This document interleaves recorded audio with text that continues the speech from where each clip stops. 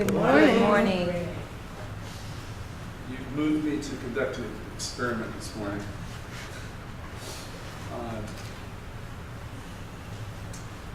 So this is kind of like open mic day, and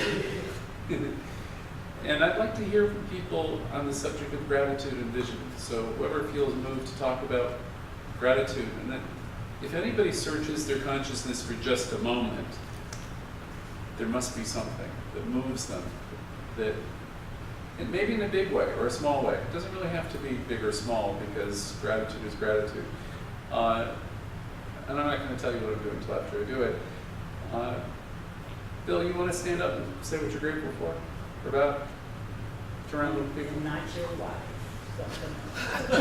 And we know you're grateful for Carolyn. Well, I am grateful for you. And I'm grateful for this life. I mean, it really never ceases to amaze me. I was listening to your reading there, and it kind of describes a lot of my own background. And when we look back and see where I've come from, it's like, wow, who would have ever thought that I would be here with you wonderful people, you know, and be acceptable, and then, you know, that I'm not in jail somewhere. So I'm grateful for being free today. And but in all seriousness, I'm grateful for the life that I have. It's you know, I probably feel better today than I ever have. You know, healthy, and feel this abundance. And so anyway, thanks for letting me share. Thank you. you. I'm not going to call on everyone, but I'd like to see everyone who's got something to say about gratitude. Who's next? Vivian, looks like you. Okay, well, I'm grateful for just everything, and every moment. It's just so magnificent. I really feel blessed that I discovered this truth about who I really am, this truth about how, you know, life is abundant, although it may not appear to be, and how what I have come to realize is that this individualization that is spirit, that is God in me, is in everyone and in everything. And I say this because I marvel. I was walking, having a little walk with my brother a few days back, and I'm just amazed, and I'm looking, and I said to him, you know, each and every one of those leaves makes that tree, but yet each leaf that is a part of that tree, something similar to what the Reverend was saying last week, is part of the tree, but it's individual and it's different, and every single leaf is different, but yet they're all one. So if God created this tree, how is it that we're also the same thing? We're also that oneness. And I'm so very grateful to know it, and so very grateful that I find people like all of you. And Gloria, to me, I met her in my uncle's building, and we were conversing this week, and she knows the signs of mine. I'm like, oh, it's just so magnificent to know that there are other people that are discovering this themselves. So for that, I'm super grateful. Super grateful. Thank you very Thank you. much. Thank you. So cool.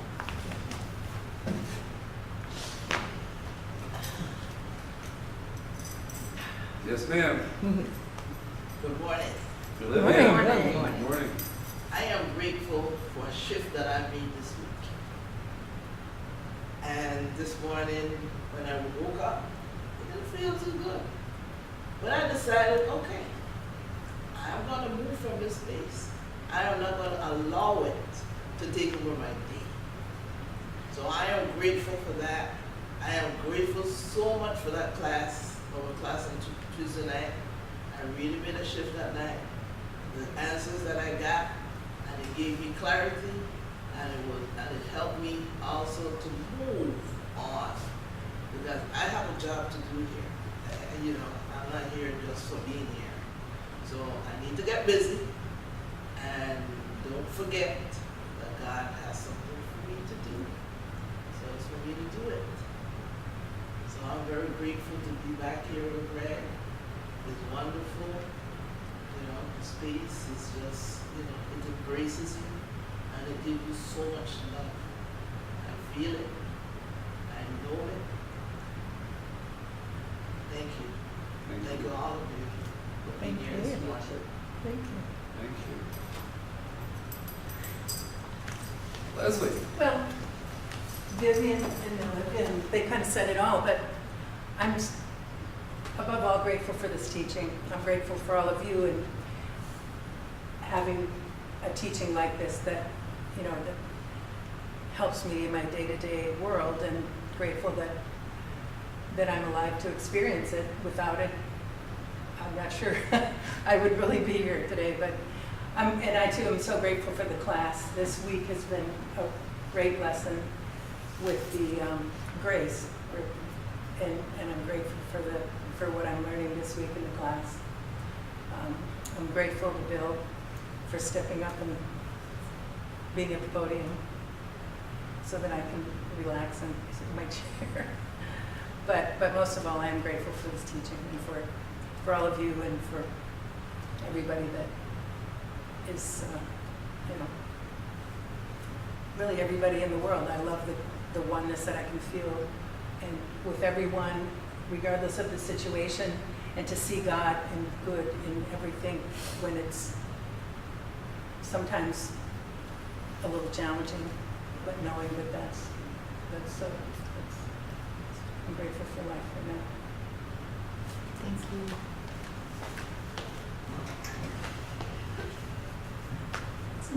If you want. Okay.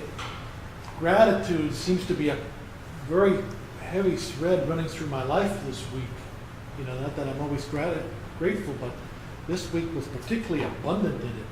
Last weekend, a little prelude, I was adopted. And I had briefly met my sister maybe like 30-some years ago. And I thought that whole part of my family was lost. This Christmas, I had a email saying, "Are you such and such a Richard?" And I said, "Yes, I'm your sister." So we reconnected, and last weekend we all went together to Key West, and I spent the whole weekend bonding with my two sisters and their friend, and we had a blast. We had a really serious blast. We did the whole Duval puck crawl, and you know, it was very fragrant, but it was fantastic. We had such a good time, and we bonded very much, and we really enjoyed their company, and it was like the 30 or some years where we hadn't been or gone, and we were like family again. It was just fantastic. So that was like the start of my week. And this week, on my wife was in Atlanta seeing her granddaughter, and the day before I was going to pick her up. An old friend of mine who was back in my theater days, an actress, and who was with some of my shows and everything, invited me to go to a gratitude training. So this was like based on that Life Spring on our War Heart and all that. So I went to that on the day before I picked her up. And that was great. And I got a lot of great ideas because it used a lot of the principles of Science Mind, but it had an interesting hook, which I'd like to talk to you about later. So it's just been, everything has just been fantastic and just thrilling. So I'm very grateful. Wonderful. Thank you. It's interesting how this morning's unfolded for me, because I had a whole different plan until I walked in here, and then you know how things go. And I increasingly, as I get more mature, I go with what's happening, and I'm liking the way it's happening. I don't want to leave anyone out of the opportunity to talk I'm about. grateful. Yeah. Look here. Go ahead. I mean, I know what I'm grateful for, but I'm grateful. No, I'm grateful for this teaching and to actually embody the teaching, you know, and I was looking back on my life this week and how it says you create your life, whether you do it consciously or not. And I can, you know, I mean, really, I created my life, and most of it I did consciously. And consciously for me, not worrying about all the other people that were, you know, because I used to say that I was the conductor of the orchestra. So I really thought I was the one, I did, you know, controlling all these people and all this stuff. And just to know it, that I'm not, is a burden lifted, you know? And Victor reminded me last week, or that something that I was going through in Hollywood with someone else, and I was gonna fix that person. I come back 10 years later and attempting to do it with someone else. And I did so well in Hollywood that that person died from their illness. So I guess I'm not in control and I don't do a very good job. So since I've been directing that attention to me, I am forever grateful that this teaching exists in my life. Thank you. Okay? Thank you. John wants to say something. Carolyn, too. We were on calling people. I said I wasn't going to do it. I know, that's all right. Well, I need that prompt. I'm the person that sits in the meeting and waits for the last minute and goes, too late. Oh, okay, good. No, I'm just grateful for, you know, the recovery that I've experienced. You know, struggle as I may. 9 years ago, last month, I took that leap of faith and got on a plane and came here. And, you know, I wouldn't be sitting here, you know, my sponsor used to say the mind is like a parachute and only works when it's open, you know, and how true is that, you know? And so even though I resist, you know, one of my mentors would say, you know, if I told you to relax and breathe, I would hold my breath. I just had to be resistant about it, you know what I mean? But I had the self-preservation, I guess, to take that leap. And anyway, so I've met so many wonderful people, you know, that have opened my mind even a little bit further, and this teaching is wonderful. And I really, you know, I wouldn't be standing here, you know, if I hadn't opened my mind to, you know, something like this. So, you know, I mean, I look back and I think, wow, you know, running in place was what I was describing it as. I was thinking to myself, oh, you're running in place. No, I was crawling in place at best, you know, and now I want to move forward, you know. And so, again, even though I struggle at times, at least I have that desire. You know, I thank God, I'm grateful for the desire to move forward again, you know, so that's it. Thank you. Yes, good morning. I really don't want to talk because my job for over 30 years was talking to people. But, because, yeah, I'm so shocked that I should be here after 50 years discovering homes in New York. And that started my whole journey, spiritual journey. That this young lady I meet in this senior home, which I thought was the end of my journey, but I'm going back to New York to all the activities. I thought Miami was a dead end for me, really.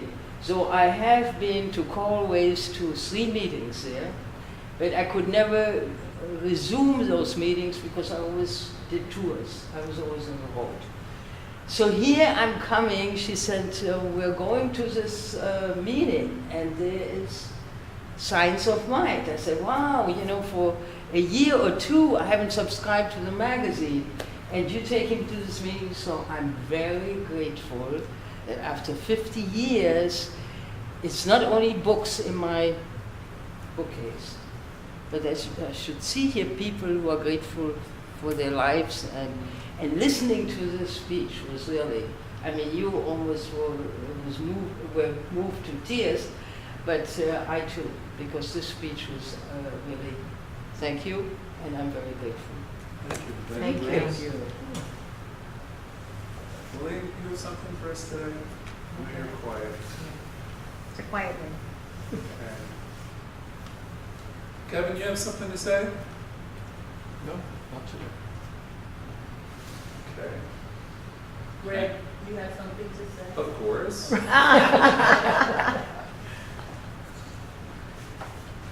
I conducted an experiment at a treatment center about 4 years ago. It was a group of people that were admitted for 6 months. It's long-term treatment.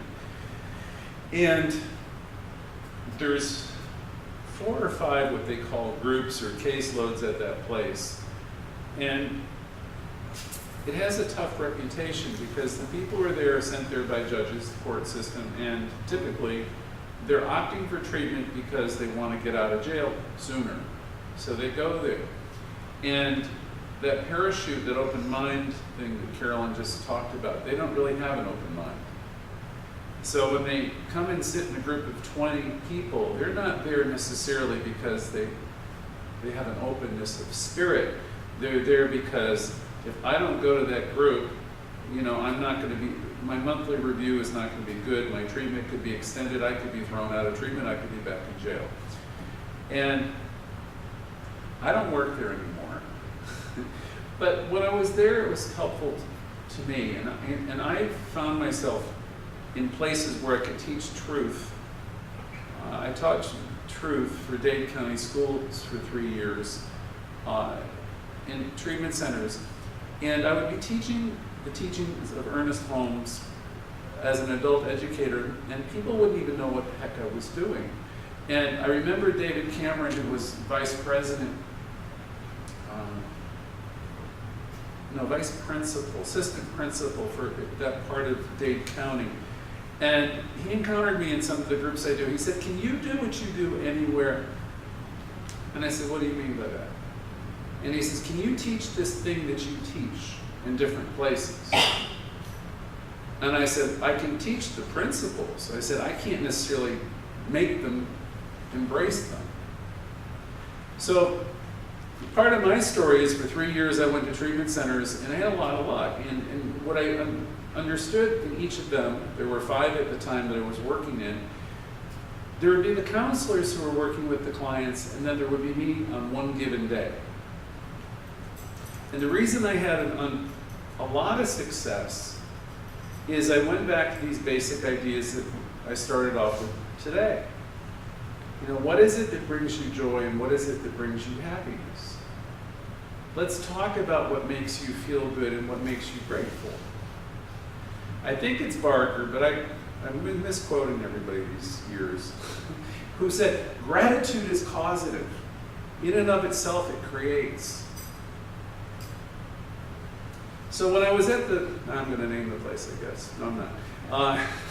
When I was in this place, and I had such a hard group, and I thought, my God, this is like me doing hard time. 3 days a week, I'm there for 3 hours with this group of people. I thought, this is really a miserable experience. And I decided, well, I'm going to try to outsmart them.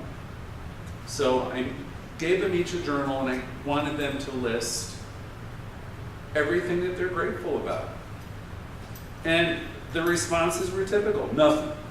You know, I hate America, I hate the system, I hate this, nothing's fair.